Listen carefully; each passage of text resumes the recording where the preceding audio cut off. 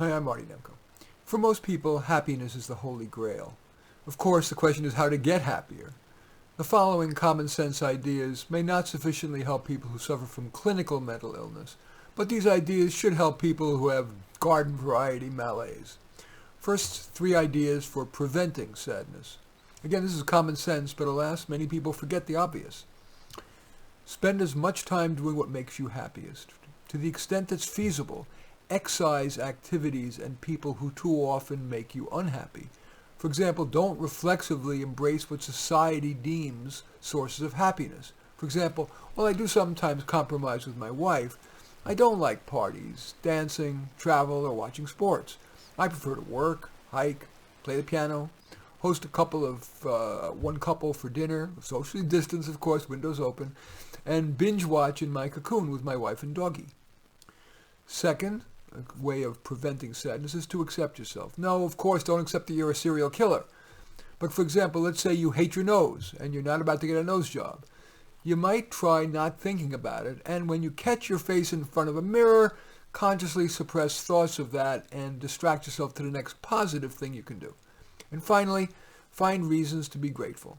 Even if your life's in the tank, you can feel happier if you're grateful by nature, that you live in a nice climate, and for that first bite of food. I mean, that may be part of why the concept of saying grace has endured for thousands of years, or at least 2,000 years.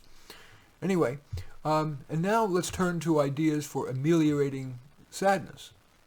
I am not a clinical psychologist, so for that reason alone, I am confining my suggestions to common sense, occasionally uncommon sense, for dealing with commonplace malaise. Also, of course, because we're human, we don't behave as uniformly as electrons. So, of course, feel free to accept, reject, or adapt these suggestions to fit you. First, suppress and distract what's out of your control. The job application you sent out, the trauma you've experienced, your current or past mistakes. Now, some people would argue that we should allow extended time to process such events, but my clients and I have generally found that the benefits of extended rumination are outweighed by the pain of that sad event remaining top of mind. For example, a client insisted on taking months to process the loss of his beloved wife, but over the months he remained equally sad. Only when he pushed forward and started to date, reminding himself that his wife would want him to date, did he become happier. Even if I were an axe murderer, I believe the best I could do would be to not wallow in the guilt and shame, but to distract myself from thinking more about my ill deed by asking myself, okay, what is my next baby step forward? Whether it be kind, starting a book on lessons learned, whatever. The next tool for ameliorating your malaise is to face the worst realistic possibility. Let's say you're afraid your spouse will leave you. You fear you'll never meet someone as good and you'll be alone forever, which would make you very sad. Well, facing that worst case could help you realize that maybe you're better off alone for a while. Or that especially if you changed a couple things about yourself and made an effort, you could find a new partner, maybe even a better one. Or facing that worst case could motivate you to work on your existing relationship. For example, with a relationship summit. I go into details about what that relationship summit is, which actually helped my marriage a lot. Google Relationship Summit, Nemco, and I think you'll find it, or Relationship Summit and Psychology Today, and Nemco. Anyway, another tool for ameliorating sadness is to change the topic. Some problems simply are irresolvable. What has worked in my marriage is recognizing such situations and saying, let's change the topic. Now, some people might balk at our avoiding the issue, but it has worked for my wife for 44 years. We've actually been together 48. And it's also worked for some of my clients.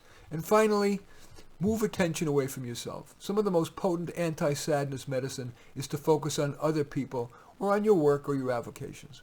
Finally, a word about anger. You put 10 people in a room in which a loud buzzer unexpectedly sounds, and some of those people are going to barely react while others will jump out of their seats. The latter are the type that go from 0 to 60 in 1 second. When some stimulus triggers them, they may reflexively, for example, yell, although fortunately rarely in that 1 second hit someone. Forgive yourself that 1 second. That's out of your control. But get in the habit of, after that first second, taking a deep breath. That'll slow your heart rate and blood pressure and give you a moment to realize that yelling, let alone hitting, is a mistake.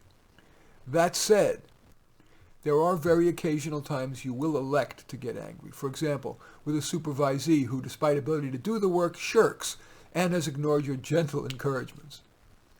Of course, one size does not fit all, and in severe mental illness, More may well be required, but for common malaise, I hope that the aforementioned could well make you happier. In any event, I do thank you for watching. I'm Marty Nemko. I welcome your thumbs up and accept your thumbs down. I always look forward to your comments and especially like you to hit the share button below. Share on your social media so that my efforts can have broader impact. And I am flattered if you choose to subscribe to my channel. In any event, I do thank you for watching. I am Marty Nemko.